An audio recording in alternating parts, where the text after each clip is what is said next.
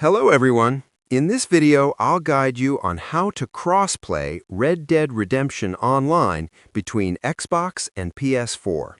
And this is important to explain correctly.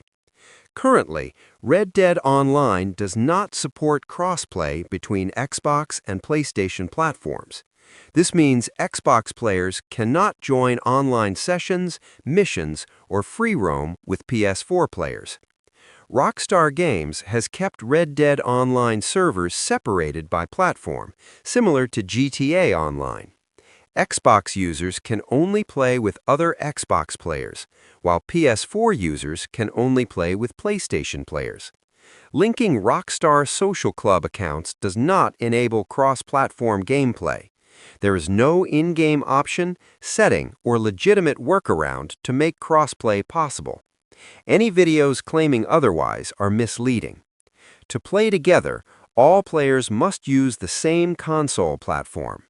Until Rockstar officially adds crossplay support, Xbox and PS4 players remain completely separate in Red Dead Online. Subscribe the channel for more videos.